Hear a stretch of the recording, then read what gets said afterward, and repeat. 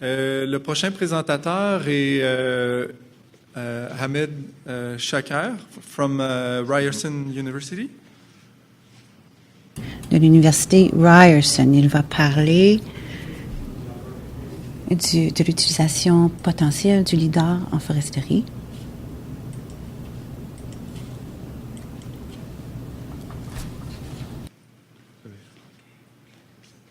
Le laser est là. Le laser est there. Merci, Martin.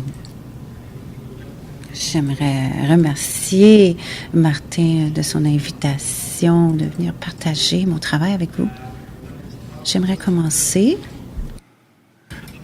à parler d'abord des difficultés que nous avons eues à trouver un titre pour ma présentation, parce que je ne suis pas un type de la foresterie, je suis pas un forestier, j'ai pas fait tellement de travail en foresterie en tant que tel, et je viens parler à des gens dont la majorité, je pense, ont la foresterie comme formation. Alors, c'était difficile pour moi de trouver un titre.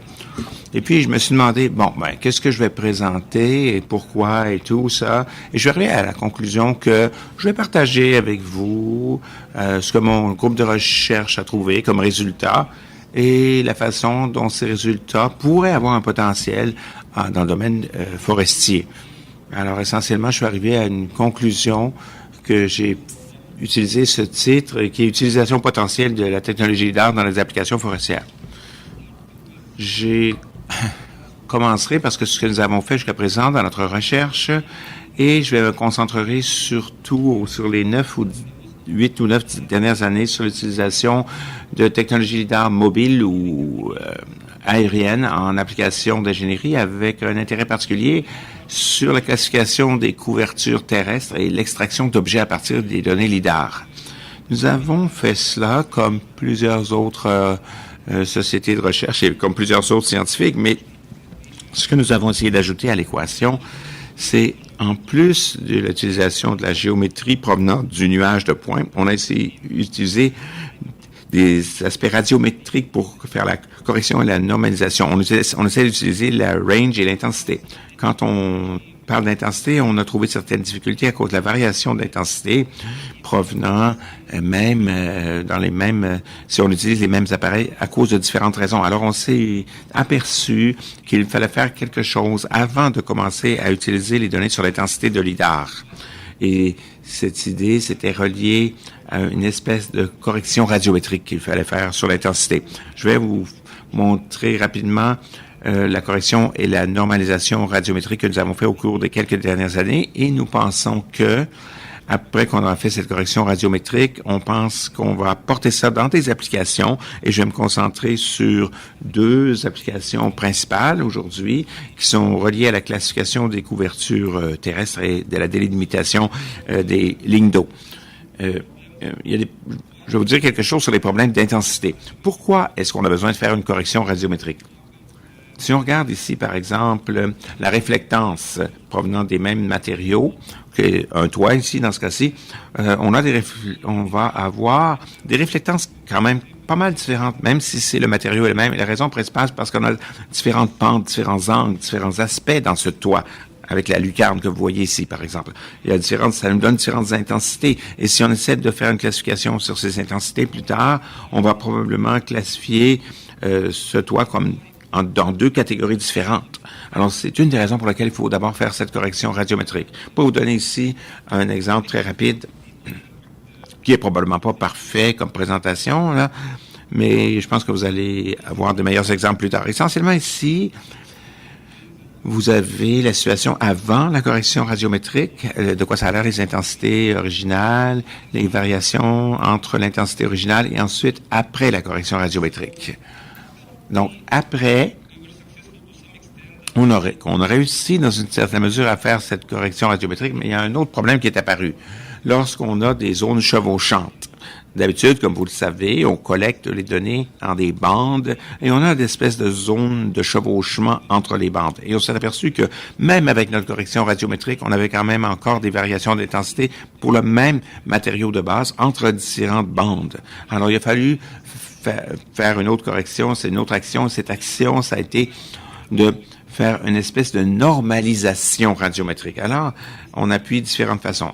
Premièrement, on utilise cette espèce d'histogramme des intensités conjointes et on effectue ensuite une espèce d'approximation pondérée au moindre carré et ensuite on fait une normalisation avec des données radiométriques corrigées pour les bandes. Et dans ce cas-ci, on obtient des réflectances plus homogènes ou des intensités plus homogènes provenant de différentes bandes. Et ici, je vais simplement vous montrer un peu certains des résultats pour vous montrer c'est quoi la différence. Ici, par exemple, voici un scan provenant de différentes sources, tous reliés avec la compagnie Optech. À gauche, vous voyez les données d'intensité originale. Vous pouvez voir surtout des différences de variation de ton, dans le ton de la réflectance, entre deux différentes bandes. On a une bande ici, une autre bande ici. Vous voyez la zone chevauchante ici. Voici les résultats maintenant après qu'on a fait la correction et la normalisation radiométrique sur ces données. Un meilleur exemple maintenant provenant de Gemini. Ici, à gauche, vous avez les données originales, les données d'intensité originale avant la correction radiométrique et la normalisation. Vous pouvez voir du stripping ici. C'est pas vraiment du bruit de fond, mais c'est relié à la façon dont les données sont collectées sur les bords de cette bande. Et ça, c'est avant la correction et la normalisation radiométrique. À droite, vous avez après la correction et la normalisation radiométrique. Un autre exemple ici vous montre comment nous améliorons la qualité des données.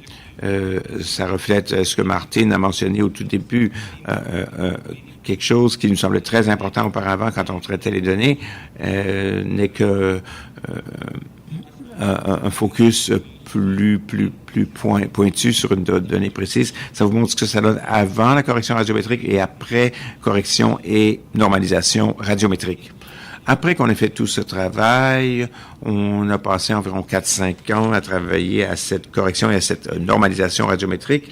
Et avec ce travail, on a fait certains tests pour la classification des couvertures de sol. Et à ce moment-là, ce qu'on avait, c'était essentiellement des longueurs d'onde uniques, des lidars à longueur d'onde unique. C'était les seuls systèmes qu'on avait.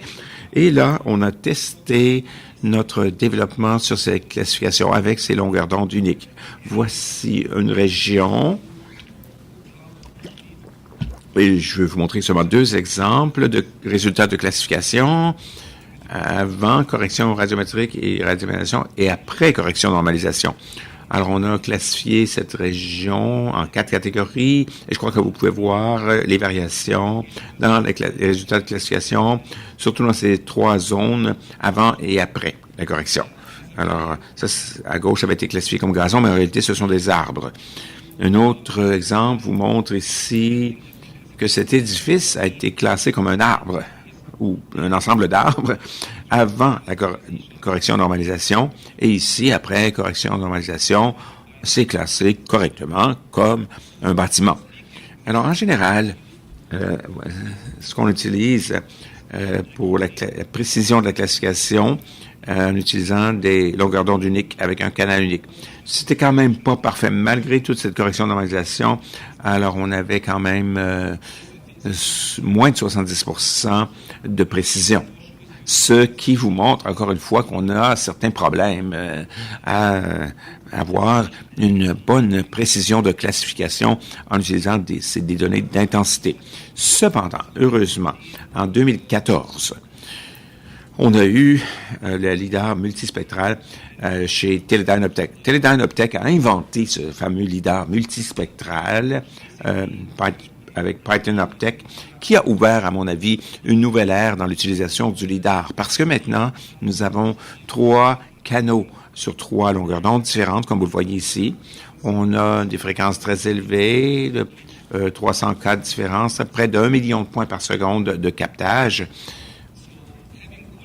Le fait d'avoir toutes ces spécifications et toutes ces caractéristiques, ça nous donne une nouvelle occasion de faire mieux ou d'avoir de meilleurs résultats de classification.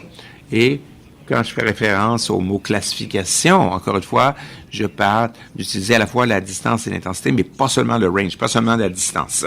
Bon, Lorsque Optech a inventé cela, ils ont essayé de comparer le traditionnel avec le nouveau, avec le laser et les longueurs.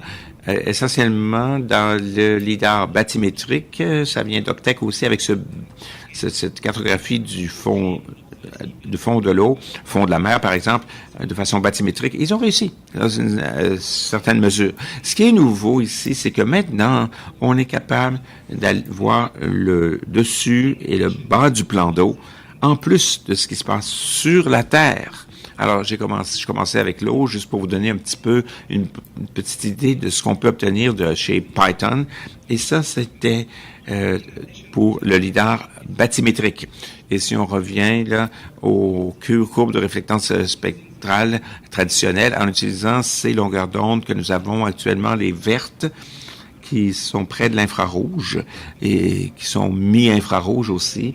Et là, vous voyez que le fait d'avoir ces deux canaux vous montre une assez bonne variation pour la plupart des matériaux, ce qui nous aide à utiliser ces deux canaux pour faire une classification terrestre, en plus de la bande verte. Ce que vous voyez ici, c'est un exemple de ce qu'on peut obtenir maintenant de Titan. D'abord, on peut avoir des modèles de surface numérisés, fondés sur la distance, sur le range, comme on avait auparavant. Et en plus de cela, on a 3 canaux d'intensité, un en vert, un dans le proche infrarouge et un dans l'infrarouge éloigné. C'est un exemple de ce qu'on peut voir pour l'intensité. Ça, c'est l'intensité. Si on combine seulement ces 3 canaux d'intensité pour la visualisation, on obtient quelque chose comme ceci. Et cette image vient du lidar. C'est pas une photographie aérienne, c'est pas une image par satellite, c'est juste du lidar. Alors, comme vous voyez maintenant, ça ressemble à ce qu'on avait auparavant dans une photographie réelle ou par une image satellite. Ça ressemble à ça, ce qui est assez bon en soi. Et ici, j'ai essayé de vous présenter 3 canaux différents. L'un d'entre eux, c'est le modèle numérique de surface rouge, en plus du mi-infrarouge et de l'infrarouge éloigné. Si vous regardez attentivement, ça se classifie automatiquement. On a simplement à trouver un bon algorithme qui va automatiquement faire la bonne classification pour nous. Et donc, essentiellement, c'est ce qu'on a fait. Et on a développé plusieurs algorithmes différents. Voici un exemple de nos résultats de classification que nous avons atteints pour la même région. Ici, c'est en 3D, ici, c'est en 2D. Encore une fois, on a classifié cette région en 4 catégories, les bâtiments, les arbres, les routes et l'herbe, les zones herbacées. Et on a environ 93% de précision de classification, ce qui est assez prometteur. Et encore une fois, ces résultats de classification sont fondés à la fois sur la distance et l'intensité. C'est pas juste l'élévation, c'est aussi l'intensité. Après cela, nous avons eu une demande de Optech pour développer un algorithme pour eux, pour faire une délimitation entre l'eau et la terre automatique, une délimitation automatique entre la terre et l'eau. Ils m'ont dit que plusieurs de leurs clients avaient demandé cela depuis plusieurs années, et est-ce qu'on pourrait pas faire ça? Alors, on a développé un nouvel algorithme pour eux qui vont mettre dans leur nouvelle version du logiciel LMS qui sera publié très bientôt. Ici, j'essaie simplement de partager avec vous certains des résultats. Au bas, vous voyez une photographie aérienne pour une zone précise dans le Grand Toronto, dans la zone du Grand Toronto, à Whitby plus exactement. Et voici les données d'intensité des 3 canaux. Et voilà, essentiellement en haut ici, vous avez une vue 3D et 2D des résultats de classification automatisés, avec notre algorithme automatisé pour séparer l'eau de la terre ferme. Je vous ai montré différents exemples ici. Un autre exemple, je vais vous en montrer quelques-uns. Ces 2 exemples sont pour des zones côtières. Ici, c'est toujours à Whitby, en Ontario. Vous avez les 3 canaux d'intensité et voici les résultats de classification qu'on obtient en utilisant notre algorithme. Jusqu'à maintenant, ça va bien, fin de l'histoire, une belle histoire positive, on a plus de 90% de précision de classification, c'était parfait, c'était le paradis, mais on a rencontré un autre pierre d'achoppement, un autre défi, c'est qu'on a eu un ensemble de données qui nous est venu d'un client de l'Europe, on parle des zones de rivières, des fleuves délimités. On voudrait faire cette différence entre l'eau et la terre pour les fleuves ou rivières, pour les cours d'eau. On voulait utiliser ça pour cette rivière. Hein. Je vais vous donner ici 2 ou 3 exemples. C'est une région bâtie, c'est un sous-ensemble de notre région, c'est de ça que ça a l'air. Voici les données d'intensité de cette région et voici un nuage de points pour cette région, pour cette zone, et voici nos résultats. Alors, ce que vous voyez ici, c'est les modèles numériques de surface, et ce que vous voyez ici, c'est l'intensité, et en utilisant un modèle de surface numérique et l'intensité, on a pu avoir ces résultats de classification. Donc, essentiellement, là, on peut classifier les fonds de rivière, les lits de rivière, la surface de l'eau des rivières et la terre. Et tout ça, c'est fait automatiquement. Mais juste maintenant,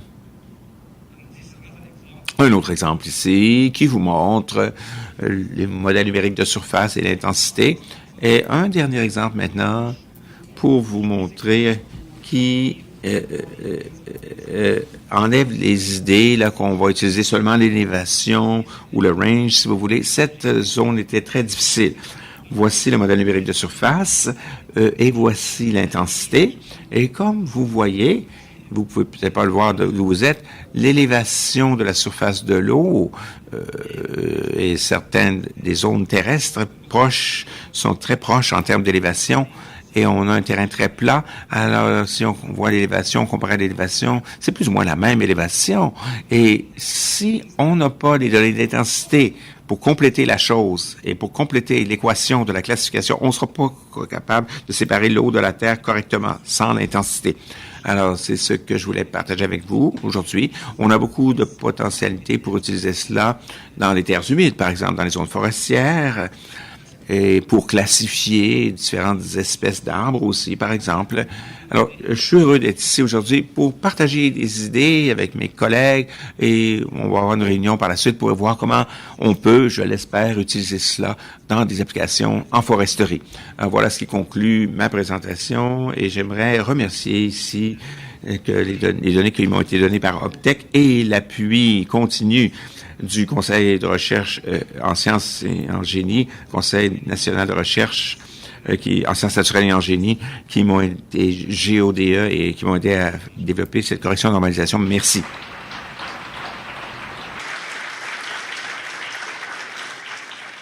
Thank you, Ahmed. Merci, Ahmed. Nous avons peu de temps pour des questions. Peut-être une question s'il y en a une. Oui, Benoît?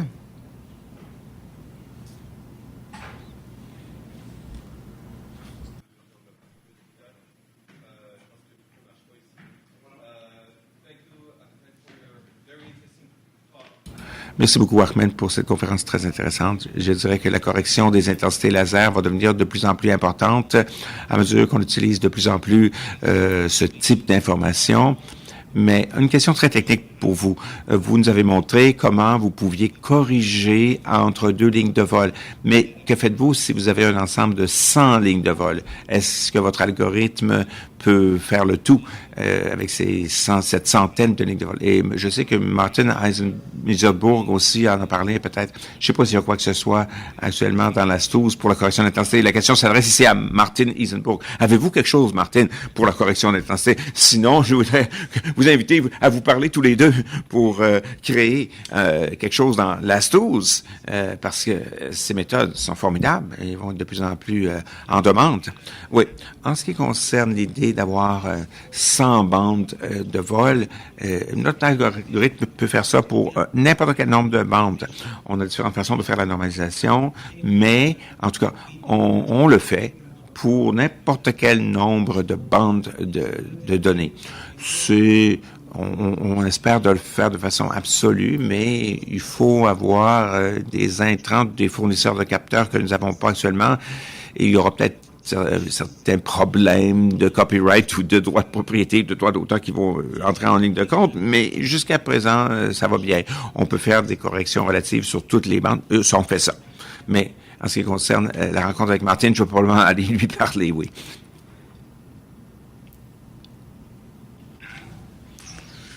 Ouais. La dernière fois que j'ai rencontré Ahmed Shaker, c'était à Lethbridge, en Alberta. Et je lui ai posé une question.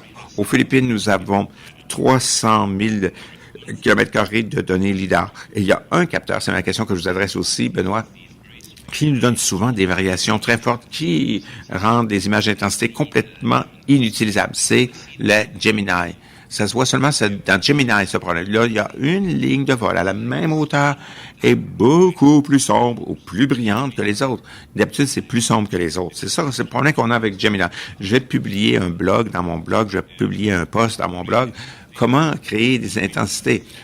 Aux Philippines, j'étais là avec des types au laboratoire et on a vu ça. On a fait ça avec un matching par histogramme pour une ligne de vol et ça a marché. On a fait cette correction manuellement et j'ai commencé à travailler sur un outil qui pourrait le faire. Mais si c'est très spécifique à un capteur, comme le capteur de Gemini, ça ne pourra peut-être pas marcher tout le temps. Je ne sais pas. C'est toujours Gemini qui cause des problèmes ou quoi? On a fait un test avec Gemini, comme je l'ai présenté ici. On n'a pas vu ce problème de variation très élevée entre différentes bandes de vol. On avait certaines variations entre différentes bandes, oui, selon la direction du vol et, comme j'ai dit, selon la pente et l'aspect des différents objets au sol, mais c'est pas très, très significatif comme ce que vous semblez mentionner. Alors, je ne sais pas s'il y a un problème de capteur ou quoi, mais c'est sûr que on peut en discuter avec Optech, qui sont ceux qui développent les capteurs, parce que c'est sûr que ça nous bloque certaines informations. Optech a de l'information protégée, hein? Et notre modèle, jusqu'à présent, corrige ou fait la correction en fonction du range et de l'angle de scanning, parce que c'est l'information qu'on a. Mais il faut le faire aussi et obtenir de l'information sur les chemins de vol. Et pour l'instant, ils ne nous fournissent pas les données, mais on peut leur demander, ils vont les publier, ils vont nous les donner, mais quand on demande des informations précises sur les capteurs eux-mêmes, quelquefois, ils nous bloquent l'accès parce que c'est de l'information exclusive protégée. Mais je pense que ce qu'on pense quand même que d'une façon relative, que même si on a des bandes très, très sombres ou très brillantes, je pense qu'en utilisant ce qu'on a actuellement pour la correction, normalisation, je pense qu'on peut au moins mettre différentes réflectances, mais les mettre tous au même stade et après ça, on pourra les utiliser. Mais il faut le tester, bien sûr, mais je pense que ça peut se faire. Merci, Ahmed.